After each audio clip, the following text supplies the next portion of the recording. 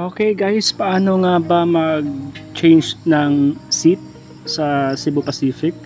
Okay guys, halimbawa guys, yung seat nyo po ay malapit dun po sa aisle at gusto nyo pong mag-change ng seat at malapit doon sa window side ng airplane. Okay? So sa video na ito guys, tuturuan ko po kayo paano nga ba mag-change ng seat dun po sa Cebu Pacific website at mag-manage booking lang po kayo. Okay, so para mag-change ng seat, click niyo po itong sa upper right side, yung burger sign. Yan. Then click manage booking. Okay.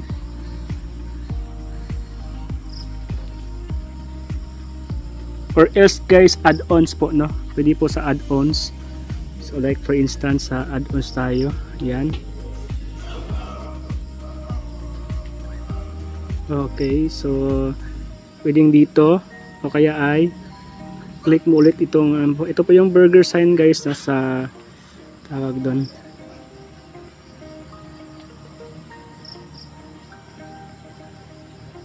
Yung tools. Okay, ito po yung burger sign. Taas yan, okay?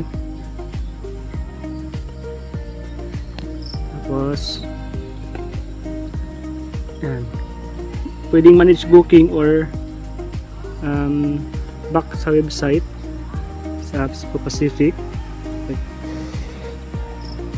Okay, so click lang ito guys, yan, burger sign.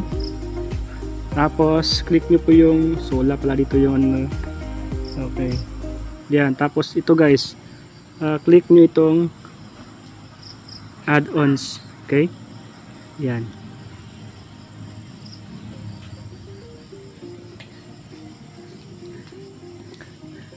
Maglo-load siya guys, kaya wait nyo lang po. So check natin kung nakapag-record ba ang ating screen. So recording na ang ating screen, yan. So select nyo po yan guys, yung selector na yan, yung save set selector. Okay. Pwede din po sa ano guys, manage booking.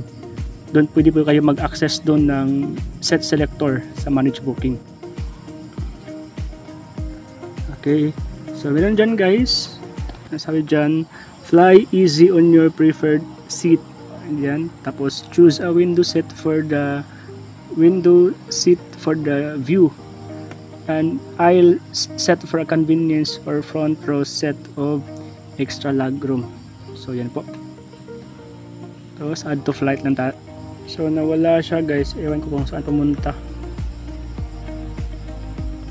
Dito lang tayo sa ano guys, no, manage booking lang tayo.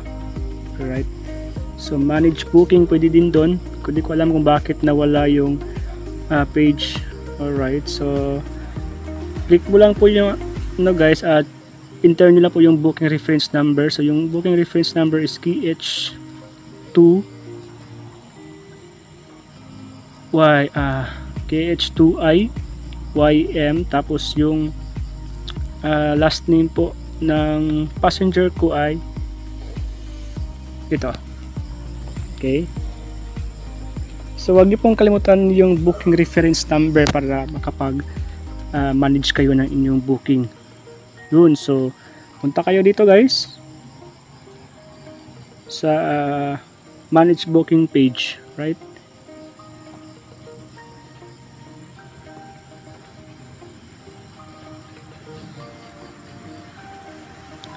So enter nyo po ulit, naka-save na siya.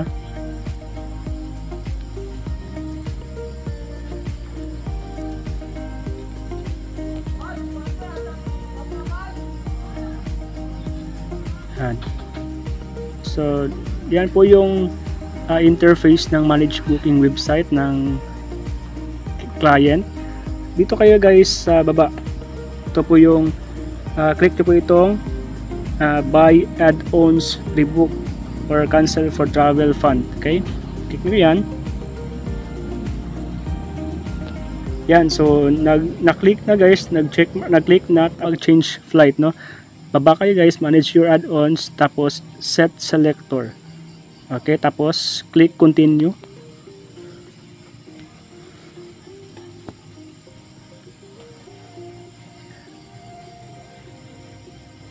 Yan, added change. Okay, so, yan, so click nyo po yung example, yan po yung magiging kalabasan.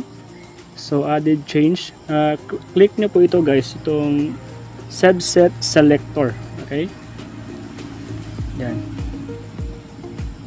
subset selector dito, tapos ito po yung lalabas. So normally pag nabook ko yung client ko or packs ko, ito po yung set nya, nasa gitna po siya ng row. Okay, para makita nyo po guys, ma-view nyo po yung seat nya, click nyo na po yung edit. So 17E yun guys, so E siya, as you can see na nasa E, tapos 17 row, tapos nasa 17 row, so sa gitna siya guys. So gusto ng client ko nagpunta siya dito sa window side. Okay, dito sa kabila yung window, ito po yung window side niya guys, eto. Okay, so yan, so dahil dyan, click niya po yung passenger icon. So yun guys, na may dito po sa walang tao guys, dito po kayo mag sa 16 banda, or pwede po dito sa gitna, or pwede din po dito sa, pili lang po kayo guys kung saan po yung gusto nyo po. Okay, so halimbawa ay gusto ko dito sa tawag dito sa 9, tapos F dito ko siya isi-select guys. So from 17E dito, 17E nagiging 9F na siya. So standard plus seat siya, meron siyang bayad na 336, tapos confirm nyo lang. So yan na po yun, wala na po dito sa gitna yung check mark, nandito na po siya sa gilid, itong window side. Okay, so since na check mark na siya, scroll down nyo lang tapos continue. Okay, so dati is naging 17E siya, ngayon 9F na siya. Right, so mayroon pong note dyan, pwede nyo pong basahin. Tapos yung subtotal niya is 336. Next lang po natin. Tapos save all and proceed. Ayan guys, so ito po yung booking summary. Yan, 336. I have reviewed my booking summary, price and ticket, and continue. So yun guys, step 2 na po tayo ng step 3 para sa payment po ng ating add-ons para sa seat selector. So total amount due po is 336 pesos. Payment history, agency account. Okay, so decline po yung una, yung Alipay, kasi sinubukan ko po yung Alipay, baka pwede doon GCash, hindi pala. Okay, so agency account, approved na po siya, OR. Tapos how would you like to pay? Supposedly guys, dito po nakakadismaya po, kasi nga tatlo lang po yung payment method ni Cebu Pacific. Okay, itong credit card, PayPal, at saka yung travel fund. Right, so yung travel fund po, yun po yung mga fund po sa loob po ng yung Cebu Pacific account. Okay, yun po yung mga refund na hindi po pwedeng direct sa bank or wallet, mapupunta po yan sa travel fund sa loob na yung My Cebu Pacific account. So yun guys, no, yan po yung paraan para mag change ng seat selector. So pili lang po kayo guys sa payment method through credit card, travel fund, PayPal, etc. So dito meron siyang mga OR number. So yung set selector po na payment is 336 lamang. So yun guys, thank you for watching sa ating munting video about how to change your seat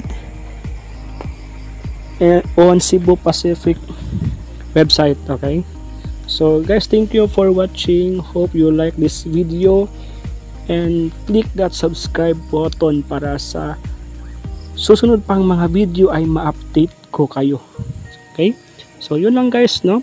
Anyway guys, for bookings pala for your travel needs or travel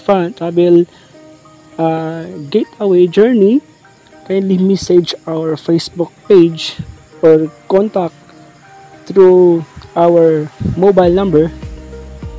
Ilalagay ko po yung link ng aking Facebook na aking travel agency sa description sa baba. Alright, so yun guys, thank you for watching. Ingat, bye.